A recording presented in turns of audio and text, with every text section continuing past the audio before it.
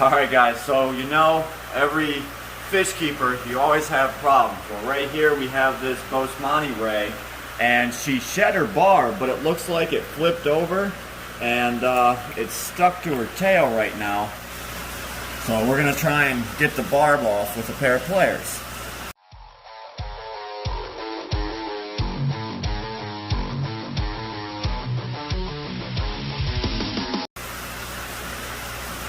Don't you grab it, lock on.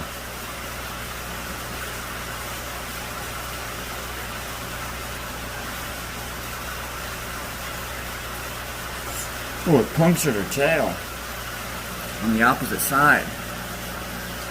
Pull it. Jerk motions away from her body. Yeah. Yeah, she stabbed herself. You got it out, son? Yeah, no. Once you grab onto it, you got to do this motion. Pull it. Yeah. Poking on her barbs. Yeah, the barbs are catching on the skin.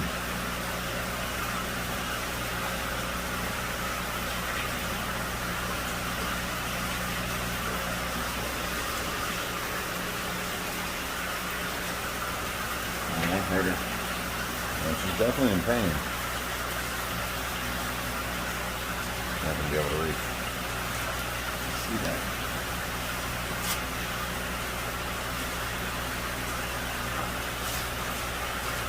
She's coming around.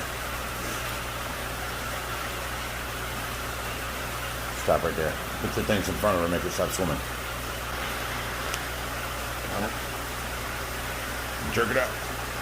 There you, ooh, that was in there about a ½ inch. Let me see that thing. You can see where it was dark and light. All that white was buried in her skin for a while now. Yeah, she's been in pain for a while. So this goes to show, guys, don't leave your barbs in the tank. Anytime you see a stingray shed their barbs, grab a net, get it out of there, because they can stab themselves. This was a freak accident where she was trying to shed her barb, and it had to flip over because it was still attached to the tail, and somehow stabbed herself on her own tail. Luckily we seen it and we were able to get it out this time. There's been times I've seen rays, you know, puncture their underside of the belly from people leaving barbs inside the tank, so you always want to get them out of the water. There she is. The Bosemani ray. And now she has no barb in her tail. Oh yeah, Josh found a barb over here. And you do want to be careful because they still can carry venom. Oh, they do carry the venom. They still can get you if you grab it wrong. These are our little stingrays. So that's pretty good. But if we can look up close and see all them little serrations on the end? They're pointed backwards like a Christmas tree. It goes in easy, but then it spikes and pulls out. It rips your skin, which deposits the venom that's sitting on in between every one of those barbs. So that's how they do that. Now I just went in and grabbed all my barbs I've saved over the time we've had rays here, and we'll give you a look at this one. This is a tip of the biggest one. Now this barb was about this long. This is just the tip. Now this will give you an exploded view of what these things look like. See how they're pointed to go in, but they're ripping out as they come out? In between each one of them is where the venom stays. And that, let me see, is a big, thick, sharp barb. Now here's some longer ones of normal rays. That's about, I'd say, I got big hands. That's bigger than my hand. That's about 5 inches right there. And again, see if we can get the serrations on here. It's not focusing very well. Oh well. So let me see, look at this guy. And these things are hard. I mean, there's my hand. Look at the size of some of these things.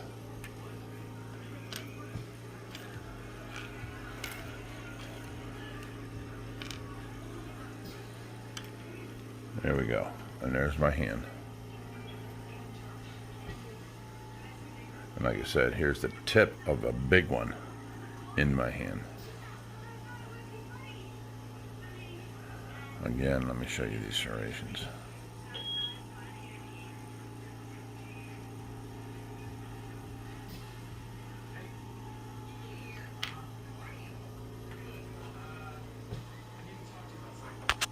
Now that we're done with all of that, we're going on to the next job, trying to get bulbs that match.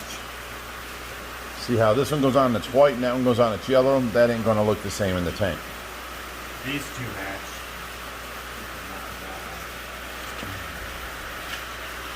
And Nick showed up to help us. Alright guys, so time has come. 3000's been now testing for what? 4 or 5 days. Yeah. There's no problems whatsoever. Didn't think there would be. Because you know we always do our best. But Well, except for that one little hap where the filter was leaking and we thought it was leaking and you lost all hope and you wanted to destroy the 3000. You were done with it. so now we are going to move all these fish back, but also we're going to take the rays out temporarily so that can open up so we can replace this pool. So had to do that step first to be able to replace this, to be able to get other tanks up and going. So it's all just a domino effect. So we're going to start catching fish. Nick's going to run them over to 3000 and then release them.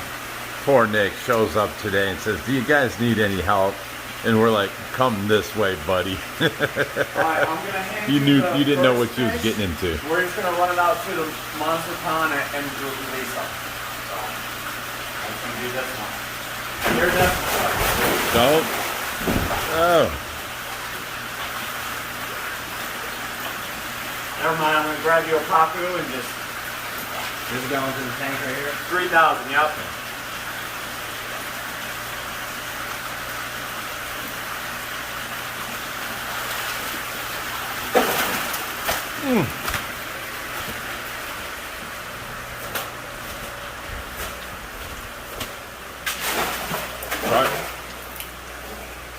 Try not splashing down so hard. Yeah. That was him. Oh, we ain't putting that on our hand, buddy. All right. Now I'll call out the tank as I catch it.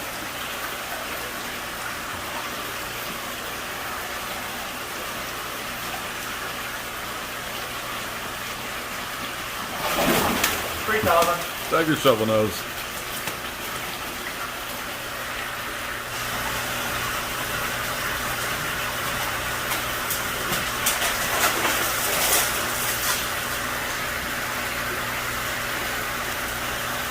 All right, let me clarify what I meant by that. I said try not to splash down hard. I meant, let me rewind this. I meant when you put it in there, go down, underwater. If you hold them at the top, they're going to splash. What do you mean? You got wet. Needed a shower. No, when you hit the water, put them down and push down. And then they'll be underwater and they'll splash their tail and they won't, make a big mess. Monster pond. What is that guy? That's the big iridescent. That goes straight out to the big pool. Door shut. Let me in front of you.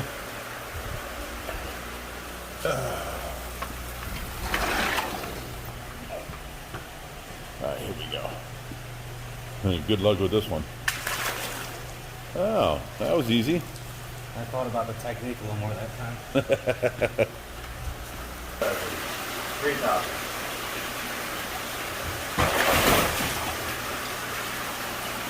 You want me to call Matt over here and see if he can catch him easier for you? Whoa, he's almost getting out in the air. Take him. No water, and he was coming out the top of the net. That's crazy. That's straight power right there. Yeah. Alright, now I'm thinking on the rays we move them with the tub because I don't want to stress the big females they've been being bred with. I don't want them to abort. Okay. Plus, I don't know if little Nicky over here is scared. Little Nicky, that's what we can start calling you. I'm going to move him into my car. So go home. You hear that, Josh? I chose to ignore it.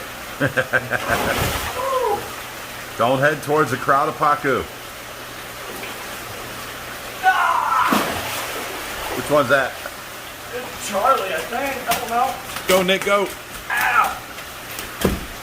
Go, Nick, go. I'll be your cheering section. He's going to get soaked. That was Betty. Much better. Watch that light. Alright, this is one of the big females. Little bit of the water. Put her in the tub. Super easy just to Transport, from tank yeah. to tank. Least amount of stress. A whole lot better than a net.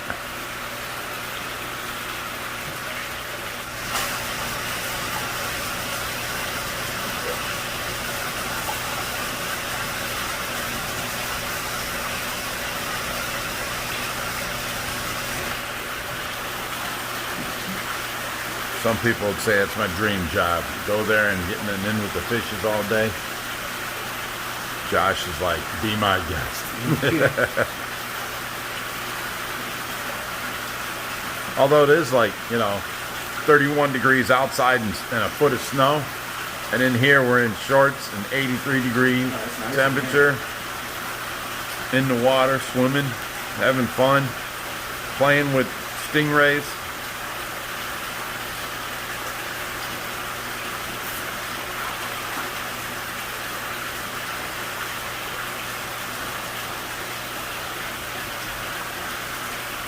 Now this is a designer hybrid ray, female, that does have the Batman recessive gene.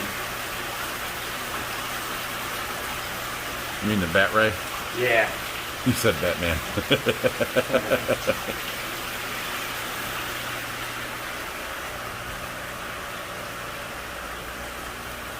Yeah, this water got all messy. This was pretty tank a minute ago. Let's see if we can get it from underwater. There she goes. Big mama.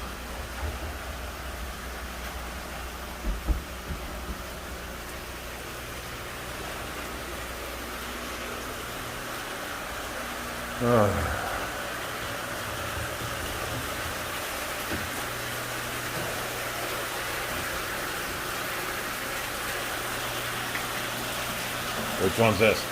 This is the Henley-eyed male. I thought we only had the king Henley-eyed male and then we had females. We do have a king hen male too. So we have a Henley-eyed male and a Henley-eyed female.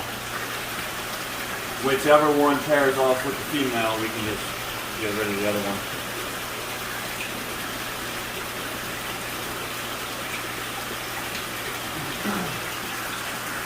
You got 2 more rays? Yeah. It'll be the first time in a couple of years this pool will be empty. Yeah.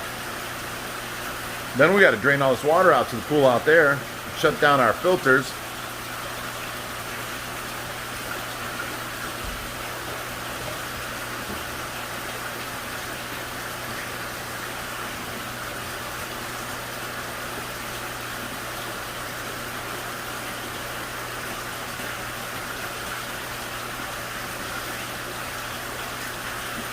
You got another one. And which one's that? Female? This is the Henley-eyed female. Here, let me see real quick. There you go. Take her on through. Alright, so what do we got left? King hen male. Oh yeah, see if you can get this one out. This one's beautiful.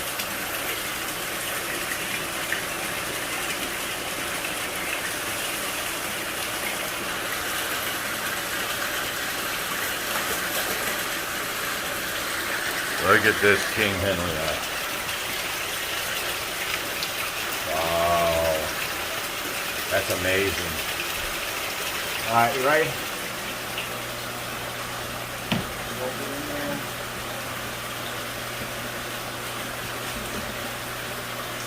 And you did that all underwater.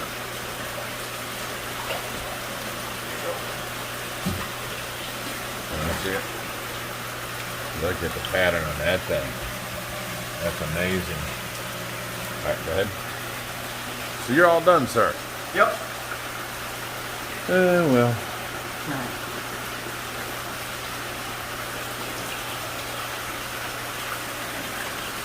All right.